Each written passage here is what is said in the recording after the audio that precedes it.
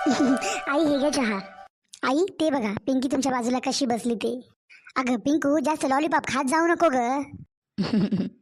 सोनम आता पिंकीचा वाढदिवस येत आहे तर मी विचार केला होता की आपल्या घरामध्ये एक छोटीशी सत्यनारायणाची पूजा ठेवावी. हो आई चालते की, तुम्ही अगदी माझ्या मनातलं बोलल्या बघा. सोनम माझी यावेळेस इच्छा आहे की तू आणि रमेश बसावं सत्यनारायणाच्या पूजेला. पण आई तुम्हाला तर माहितीच आहे ना, नेहमी मोठ्या ताई बसतात ते सत्यनारायणाची पूजाला. हो सोनम मला माहिती आहे, पण ते सध्या नाहीत ना आपल्या घरी. हो आई आता पिंकूचा बर्थडे आहे, त्यांना आपल्याला बोलावं लागेल. जाऊबाईला नाही वाटणार का मी मोठी आहे घरामध्ये, माझा मान आहे पूजेला बसायचा. सोनम तू त्याचं टेन्शन घेऊ नकोस, ते मी बघून घेईल. आणि हो सोनम तुला तर माहितीच आहे ना, आपल्याला कोणतीही पूजा घालायची असेल तर साडी जुनी नेसायला नाही जमत, तू नवी साडी घाल एखादी. ते सगळं ठीक आहे आई, पण माझ्याकडे अशी कोणती पण साडी नवीन नाही. आई माझ्या सगळ्या साड्या नेसलेल्याच आहेत, एक पण नवी साडी नाही माझ्याकडे कोरी. काही हरकत नाही सोनम, 2-4 दिवस बाकी आहेत आपल्या पिंकूच्या बड्डेला अजून. आपण दोघी उद्याच मार्केटमध्ये जाऊन एखादी नवीन साडी घेऊन येऊयात तुझ्या आवडीने. आणि हो 2-3 दिवसामध्ये कोणतीही बाई ब्लाऊज शिवून देणार नाही, एखादी नवीन ब्लाऊज पण आपण घेऊयात तुझ्यासाठी. हो सोनम तुझ्या मोठ्या जाऊबाईला सांगत बसू नको की मी उद्या चालले आईसोबत नवीन साडी घेण्यासाठी. ठीक आहे आई, यावेळेस पिंकूच्या बड्डेला मी तिला साखळी घेणार आहे गळ्यातली सोन्याची. तुझ्या मोठ्या जाऊबाईच्या कानावर ही गोष्ट गेली नाही पाहिजे सोनम. तुला तर माहितच आहे कशी आहे ती, तिला जर कोणती गोष्ट कळाली ना घरामध्ये तांडव करेल ती, तांडव. उगा नाही तर घरामध्ये किरकिरिया. तिला तर नेहमीच वाटते माझ्या लेकरांना ही नाही घेतलं, माझ्या लेकरांना ते नाही घेतलं. तिला आतापर्यंत मी बाजारात नेऊन किती साड्या घेतल्या तिच्या मनावर, तरीही ती मला नेहमी म्हणत असते की मला कधी साडी घेतली का तुम्ही आई माझ्या मनावर. आणि हो जाऊ दे, तसं पण माझा मूड चांगला आहे, आपल्याला पूजा करायची आहे, उगतीचा विषय काढून मूड खराब नाही करायचा उगीच. हो आई काय माहिती, पण ताईला खूप घमंड आहे बघा, मला खूप राग येतो त्यांच्या वागण्याचा. भाऊजी सरकारी जॉबला आहेत म्हणून त्यांना खूप घमंड असतो नेहमी. असो जाऊ द्या, मला काय करायचं, मला थोडे पैसे देत आहेत त्या. ताई नेहमी मला काही ना काही म्हणत असतात. एवढंच की हे कोणत्या जॉबला नाहीत म्हणून. सोनम बेटा तू नाराज होऊ नको, 9-10 वर्ष होत आहेत तिच्या लग्नाला, मी चांगलं ओळखते तुझ्यापेक्षा तिला. त्याच्यामुळेच मला तिला जास्त बोलावंसं वाटत नाही कधीच. तू कधी बघितलंस का की मी तिच्यासोबत बोलले बसले. हो आई हे खरं आहे, पण उगीच मला कशाला घालून पाडून बोलायचं ना कधी पण. त्यांचा नवरा कमावतो, त्यांनी काय मला देत आहेत का काही 4 पैसे. मला तर तिच्या तोंडाकडे पण बघावंसं वाटत नाही, बोलणं तर दूरच राहिलं. सोनम पण तू या गोष्टीने कधी नाराज होऊ नको बेटा, की माझा नवरा काही कमवत नाही. मी तुला कधीही कोणत्या गोष्टीची कमी नाही पडू देणार तिच्यापेक्षा तरी. सोनम तुला कधी वाटत असेल की रमेश तुला काही आणून देत नाही काय नाही, तू सरळ येऊन मला सांगत जा की आई मला हे आवडलं, आई मला हे घ्यायचं आहे, आई मला घेऊन द्या म्हणून. किती वेळचा फोन करायले मी, कुठे गेल्या होत्या तुम्ही? तुमच्या माईचं सकल लेकरू आहा ना. शिल्पा तुला सकाळी सकाळी भडकायला काय झालं ग? सकाळी सकाळी असं बोलून स्वतःचा दिवस खराब करायचा आणि माझा पण इकडे. मला तर आता कधी कधी डाऊट यायला, ही तुमची सक्की माय होय की सावत्र माय होय ते. घंट्यापासून तुमच्या माईचं आणि तुमच्या भावाच्या बायकोचं बोलणं ऐकायला मी, काय काय बोलायला त्या. पुढच्या आठवड्यामध्ये आपल्या घरामध्ये सत्यनारायणची पूजा आहे. जेव्हा आईला माहिती आहे की तुमच्या सुट्ट्या आहेत, तुम्हाला सुट्टी नव्हती तर काय गरज होती पुढच्या आठवड्यामध्ये पूजा ठेवायची. असो जाऊ द्या, पूजा करणं चांगलं असते. तुमची माय सोनमला नवीन साडी घेऊन द्यायली, आणि मी स्वतः माझ्या कानानं ऐकलं की तुमच्या माईने सांगितलं सोनमला की तुझ्या मोठ्या जाऊबाईला याच्याविषयी काहीही माहिती नाही झालं पाहिजे. मी काय एवढी भिकारी आहे काय, मला भेटत नाही का एक साडी, घडत नाही मला साडी. उगा घरातल्या घरात माणसाच्या मनामध्ये द्वेष निर्माण करायचा. आणि त्या पिंकीला गळ्यातली सोन्याची चेन करून द्यायली तुमची माय. माझ्या लेकरांना 10-5 रुपये द्यायचं म्हणलं की तुमच्या मायचं दुखते की काय, आणि तिच्या लेकराला सोन्याची चेन करायला पैसे हात का हिच्याकडे आता. मला इतका राग यायला ना, डोकंच पुढे वाटायला बघा तुमचं. हे बघ शिल्पा मी तुला सांगून ठेवलं बघ आताच, मी माझ्या ऑफिसच्या कामामध्ये बिझी असतो, मला त्रास देत जाऊ नको घरातले कामं सांगून. ह्या छोट्या मोठ्या गोष्टी सांगायची काही गरज आहे का? हे घरामध्ये होतच असते प्रत्येक. मी अगोदरच टेन्शनमध्ये असतो, मला तू घरच्या छोट्या मोठ्या गोष्टी सांगत जाऊ नको शिल्पा. तुला एवढं भडकायला काय झालं? तुला काही पाहिजे असेल तर तू घेऊन ये ना, इकडून पेमेंट करतो ऑनलाईन, तुला जे पण पाहिजे सामान तू घे तिकडे जाऊन आईसोबत. मी तुम्हाला काय सांगायले, तुम्ही मला काय समजवायले? मी जे सांगायचा प्रयत्न करायले तुम्ही ते समजून घ्यायले का अगोदर? माझं म्हणणं एवढंच आहे की तुम्ही इथे नाही तर पूजा ठेवायची काय गरज होती आईला? 15-20 वर्ष झाले तुम्हाला नोकरी करून, घरातलं सगळं सामान तर तुम्हीच घेऊन दिलं ना इथे. आणि तुमचे आई वडील तुमच्या छोट्या भावाचं घर भरून द्यायले सगळं. तुमचा छोटा भाऊ काही धंदा पाणी करत नाही, काही कमवत नाही म्हणून. शिल्पा खरंच तुला मानलं बघ मी, तुमचं रोजचं हे घराचं घरानं ऐकून मी असं पागल होऊन चाललो इकडे ड्युटीवर. माझी फक्त आता डोकं फोडायचीच बारी आली वाटते. तुला सगळंच आहे शिल्पा, तू एवढं टेन्शन काऊन घेतेस बरं? तुला काही पाहिजे असेल तर सांग मला, मी घेऊन देतो ना. तुम्हाला कधी काही घरातलं चांगलं आणि वाईट सांगलं तर मला सरळ तुम्ही म्हणता, फालतूचं बोलणं माझ्याजवळ बोलत जाऊ नकोस. तुम्ही माझा नवरा आहात, तुम्हाला नाही तर मी कोणाला सांगू? आणि तसं पण मी तुम्हाला कधी काही सांगते, तुम्हाला विश्वास बसतो का माझ्या गोष्टीवर? तुम्हाला तर वाटते घरच्यांचंच बोलणं सगळं खरं आहे म्हणून. आणि हो शिल्पा तसं पण मला फोन आला होता आईबाबाचा, त्यांनी मला विचारलं होतं की तू कधी येणार आहेस. आम्हाला घरामध्ये पिंकीच्या वाढदिवसानिमित्त एक पूजा ठेवायची आहे असं त्यांनी मला 2 दिवसापूर्वी सांगितलं. मी स्वतःच बोललो की माझं नाही येणं होऊ शकत, मला सुट्ट्या नाहीत सध्या ऑफिसकडून. आणि हो शिल्पा जेव्हा पण घरामध्ये सत्यनारायणची पूजा होते आपण दोघेच बसतो ना, कारण आपण मोठे आहोत, आपल्या दोघांना मान आहे पहिला म्हणून. हे बघा पिंटूचे पप्पा, माझ्यासोबत जे तुमचे आई वडील वागले ना एवढे दिवस, ते मी सहन केलं. पण खबरदार जर माझ्या लेकरांसोबत जर असा भेदभाव केला ना, तर माझ्या एवढं वाईट तुमच्या घरामध्ये कोणीच नसणार दुसरं. समजायलेत काय तुमचे आई वडील मला? तुमच्या भावाला नोकरी नाही याच्यामध्ये माझा दोष आहे का? करायचा काही पण काम धंदा, चार पैसे कसे पण भेटतातच ना. बस झालं शिल्पा, किती बोलायलीस आता? तुला घरामध्ये शांतता राहिलेली बिलकुल आवडत नाही का ग? नेहमी तुझी किटकिट किटकिट असते. का असं काय बोलले मी तुमच्याशी फोनवर? हे तुमच्या माईला पहिले कळायला पाहिजे. काय गरज आहे दोन सुनामध्ये भेदभाव करायची? शिल्पा आता फोन ठेव, मला खूप काम आहे, मी नंतर बोलतो तुला. तुझ्यासारखं भांडण करायला आणि भांडण ऐकायला माझ्याकडे टाइम नाहीये, मी बिझी आहे खूप. मी फोन ठेवत आहे, चल बाय, नंतर बोलूच आपण. हॅलो. ते कसं आहे ना सोनम, तुझी ही मोठी जाऊबाई मला बिलकुल नाही आवडत. मी तर सोरिकीच्या टायमिंगला हिला बघायला पण गेले नव्हते. मला ती अशी पण आवडत नाही आणि तशी पण आवडत नाही. काय माहिती कुठून दिवस निघला होता आणि एका लग्नामध्ये तुझ्या सासरे भावालाही दिसली. त्यांना चांगली दिसली ही लग्नामध्ये, पण त्यांना थोडी माहिती तिचा स्वभाव असा आहे म्हणून. ही अशी माझ्या डोक्यात गेलेली आहे ना, मला याच्या तोंडाकडे पण बघू वाटत नाही. पण काय करू, मोठ्या लेकाची बायको आहे, सून आहे या घरची ती. जर हिला बघायला गेले असते ना मी, तिला कधीच रिजेक्ट केलं असतं. असं किरकिरीचं घरानं माझ्या घरात तर आलं नसतं. काय माहिती तुझ्या सासऱ्यानं काय बघितलं होतं की हिच्यामध्ये. जेव्हा तुला बघायला गेले होते ना सगळेजण, तेव्हा बोलले की मुलगी खूपच छान आहे, खूप सुंदर आहे, कवळी आहे दिसायला. आणि बघता क्षणी माझ्या मुलाला पण तू खूप आवडलीस. त्याच्यामुळेच मला तुझ्या प्रत्येक गोष्टी आवडतात, कारण तू माझी आवड आहेस. आई, ही गोष्ट खरीच आहे बघा. पिंकूचे पप्पा पण मला पहिले म्हणायचे, सोनम माझ्या आईचा स्वभाव खूप चांगला आहे तुझ्यासाठी. तू बघ, तुला सून म्हणून कधीच नाही वागवणार तिने, मुलगी म्हणूनच समजेल हमेशा. त्यांनी मला बोलता बोलता एक वेळेस असं पण बोलले होते.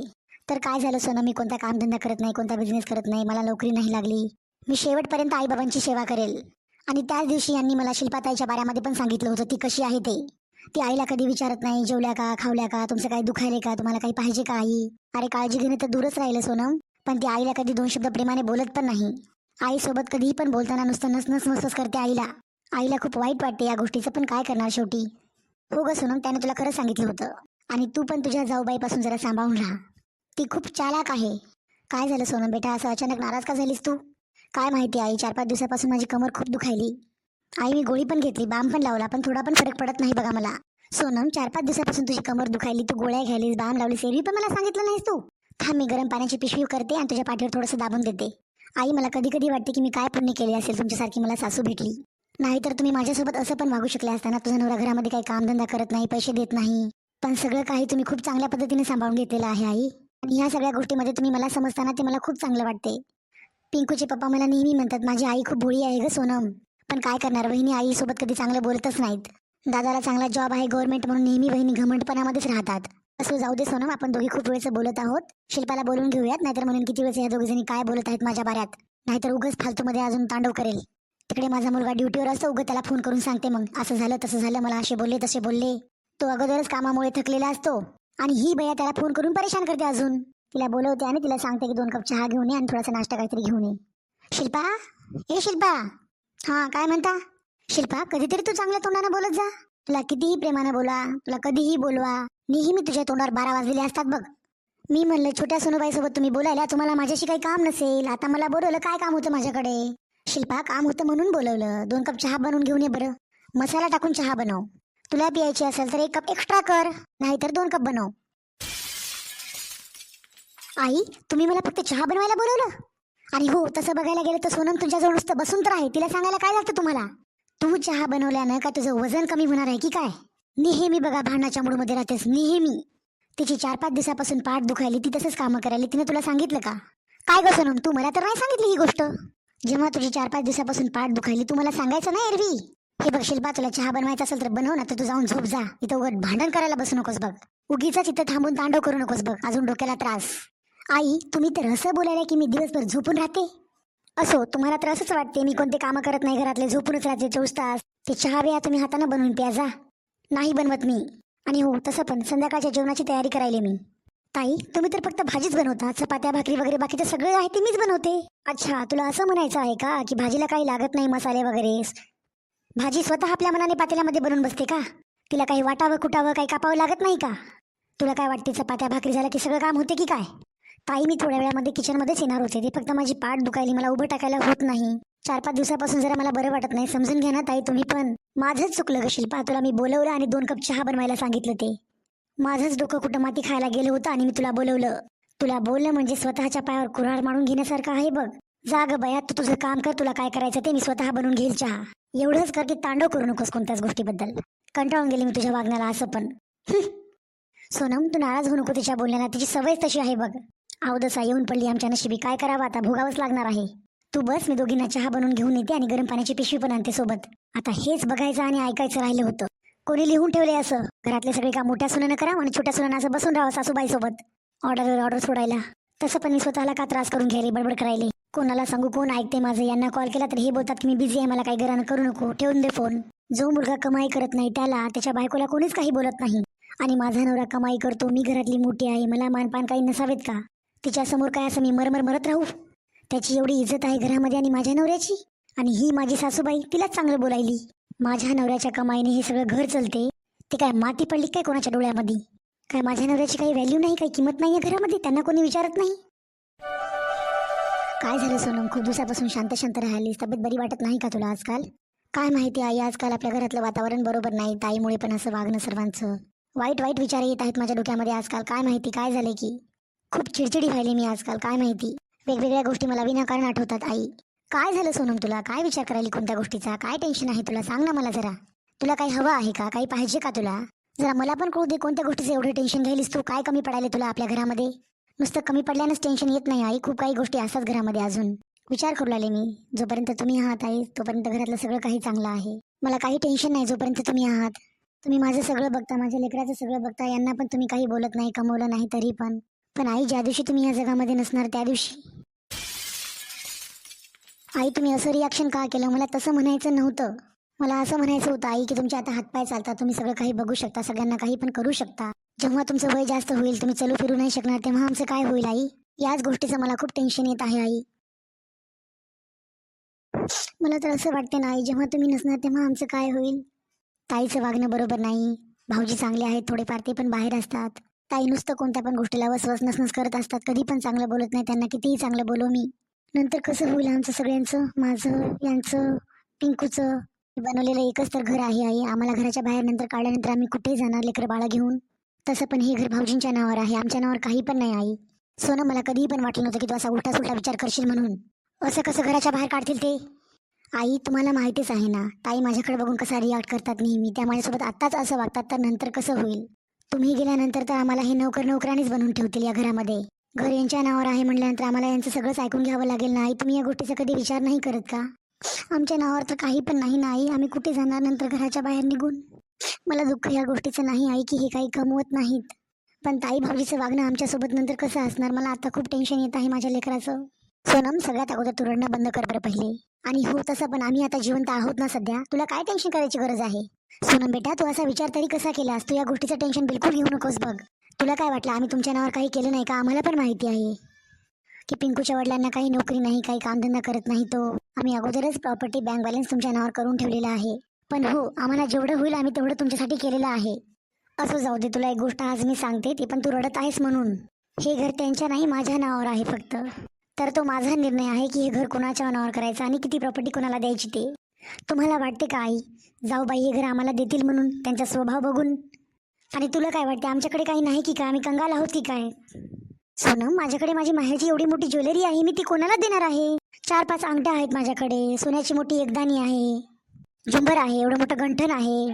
ते दुसरं मी कोणाला देऊ? तूच आहेस ना एक. मी हो, तसं पण तुला माहिती आहे मला काय मुलगी नाही, काय नाही. तूच माझी मुलगी आहेस. माझं सगळ्या ज्वेलरी तुलाच देणार आहे मी. मी पहिलेच विचार केला होता की सगळं काही मला तुला द्यायचं आहे. पण आई, तुम्ही कधी सांगितलं नाही तुमच्याकडे एवढी ज्वेलरी आहे ते. कधी बोलल्या पण नाही तुम्ही. असं वेडीच आहेस बघ तू सोनम. अशा गोष्टी कोणाला सांगायच्या असतात का की आपल्याकडे ज्वेलरी प्रॉपर्टी किती आहे ते?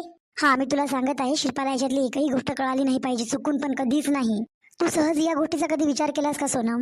माझा मोठा मुलगा अगोदरच सरकारी नोकरीला आहे, ती त्यांना काही गरजच नाही ना या ज्वेलरीपासून, कारण त्यांना कोणत्याच गोष्टीची काहीच कमी नाही. त्यांच्याकडे अगोदरच खूप पैसा आहे. आता तुम्हा सगळ्यांना काही ना काही द्यायचं म्हणल्याने त्याला पण आम्हाला काहीतरी द्यावंच लागेल ना, एक आई वडिलांचा आशीर्वाद म्हणून. इथे जवळ एक प्लॉट घेतला होता आम्ही पलटणमध्ये, त्याला आम्ही देऊन टाकू देऊ. त्याला काही टेन्शन नाही ग पैशाचं, ते स्वतः कमवून स्वतः आपण प्लॉट वगैरे घर बंगलो काही पण घेऊ शकतो. त्याला त्याची पगार आहे ना. आणि राहिली गोष्ट मोठा मुलगा आहे म्हणून त्याच्या नावावर हे घर करायची, ते शक्य नाही बघ. कारण तो अगोदरच मला म्हणला होता की आई मला प्रॉपर्टी वगैरे घर काही नाही पाहिजे, मी सगळं विकत घेऊ शकतो, तेवढी मला पगार आहे. राहिली गोष्ट तुमची, तर हे घर मी राजेशच्याच नावावर करणार आहे. मी पहिलाच विचार केला होता हे. पण तुम्हाला असं वाटते आई, शिल्पाताईचा स्वभाव असा खडतर आहे, ते घर हे होऊ देतील यांच्या नावावर? सोनम, तू असा कसा विचार करायला? ती का माझी सासूबाई आहे की काय? तिला डिस्कशन करून मी हे प्लॉट कोणाला आणि घर कोणाला द्यायचं ते विचारू म्हणून? ती कोण आहे मला सांगायला की मला काय करायचं आणि काय नाही, कोणाला किती द्यायचं आणि किती नाही ते? माझे 2 मुलं आहेत ना, मी त्यांच्यासोबत डिस्कशन करेन या सगळ्या गोष्टीबद्दल. सोनम, माझा मोठा मुलगा खूप शांत आहे ग. त्याला जेव्हा सगळी मी कंडिशन सांगेल ना, तो स्वतःच बोलेल की देऊन टाक छोट्याला हे घर म्हणून. बोला आहे तू खूप, तू ओळखत नाहीस त्याला अजून. ही शिल्पाच त्याची कानं भुरभुर देत असते, असं नाही तसं नाही, असं केलं तसं केलं. हीच मास्टर माइंड आहे सगळ्या गोष्टीची. हीच सांगत असते त्याला, असं नको करू, तसं नको देऊ, असं नको घेऊ. आता सुट्टी घेऊन काही दिवसामध्ये येईल ना, तेव्हाच मी हे सगळे कामं आटपून टाकते. नकोच हे टेन्शन कोणाला पण आता. पण तू काळजी करू नको या गोष्टीची. तू बघ, ते न काही भांडण करता हे घर हशी खुशीमध्ये राजेशच्या नावावर करते. वाह, छान छान आई, खूप छान. तुम्ही तर आता भेदभाव करण्यामध्ये पेचडीच घेतली म्हणा की. चांगलंच भेदभाव करायला 2 सुनामध्ये 2 लेकामध्ये. मला तर खूप छान वाटायला तुमचं असं वागणं, तुमचं बोलणं ऐकून. ते पण 2 सख्या लेकामध्ये तुम्ही भेदभाव करायला आई. शिल्पा, बस झालं तुझं असं वागणं. आणि हो, काय भेदभाव केला का मी दोघा मुलामध्ये माझ्या? आताच बोलल्या की तुम्ही, मी ऐकलं नाही का की हे घर तुम्ही राजेश भाऊजीच्या नावावर करायला. आणि हो, तसं बघायला गेलं ना, या घरामध्ये बराबरीचा आमचा पण अधिकार आहे आणि आमचा पण वाटा आहे. असं कसं तुम्ही हे घर भाऊजीच्या नावावर करू शकता? अच्छा, असं का? तू कानं लावू लावू ऐकायलीस आमच्या गोष्टी, आम्ही काय बोलायलो ते कधीपासून. आणि हो, तसं पण मला तुला या बाऱ्यामध्ये काहीच बोलायचं नाही बघ शिल्पा. तू माझ्या नादी लागू नको सध्या तरी. मी आतापर्यंत बघत आले आई, तुम्ही माझ्यामध्ये आणि तिच्यामध्ये किती भेदभाव करता ते. मला पण वाईट वाटते ना, पण तुम्ही या गोष्टीचा कधी विचार केला का? नेहमी म्हणायचे आपलेच माणसं आहेत, आपल्याच घरचे आहेत, बोलत असतील बोलू द्या, जाऊ द्या, घरामध्ये या छोट्या मोठ्या गोष्टी होत असतात. एवढं करून तुम्हाला शांत नाही वाटलं? आमच्या लेकरांमध्ये पण तुम्ही भेदभाव केला आई. पण आज गोष्ट माझ्या लेकरांच्या अधिकाराची, हक्काची, हिस्साची आहे. आणि हो, मी तुम्हाला आज हे ठामपणे सांगायले, माझे आणि माझ्या लेकरांचे हक्क मी सोडणार नाही या घरातून. मग मला काही फरक पडत नाही. तुम्ही, तुमचे रिलेटिव्ह, बाबा, कोणीही मला काही बोललं तर मला काही घेणं नाही त्या गोष्टीशी. ताई, हे घरच तर फक्त देत आहेत ना आई आम्हाला. एक पलटणमध्ये फ्लॉट घेतलेला आहे म्हणे, ते देणार आहेत आई तुम्हाला. आणि हो, तसं पण ताई, हे घर कोणाच्या नावावर आहे? आईच्या नावावर आहे ना. मग त्यांनी हे घर कोणाला पण देऊ, त्यांची मर्जी. असं का? लाडक्या आईच्या छोट्या माझ्या जाऊबाई, हे घर काय तुम्ही तुमच्या हुंड्यामध्ये आणलं की काय, जे हे तुम्हालाच भेटेल फक्त? शिल्पा, हे काय पद्धत आहे का तुझी बोलायला? तिला तुला जे पण बोलायचं आहे ना माझ्याशी बोल, तिच्याशी काही बोलायची तुला काही गरज नाही बघ. तू तिला कोणत्या अधिकारानं बोलालीस? तुला जे पण भांडण करायचे आहेत नेहमीप्रमाणे तू माझ्याशी कर. आणि हो, तसं पण मला काही इंटरेस्ट नाही तुमच्या लाडक्या छोट्या सोन्यासोबत असं बोलायला. मला तर फक्त तुम्हाला एवढंच सांगायचं आहे, या घराची 1 नाही 2 वाटण्या होतील आणि मी माझ्या लेकरांचा अधिकार घेऊनच राहील. आई, हे घर तुमच्या नावावर आहे ना, मला काहीही प्रॉब्लेम नाही या घराहून तुमच्या नावावर आहे ते. पण ज्या दिवशी या घराच्या वाटण्या होतील ना, या घराचा अधिकार मी घेऊनच राहील.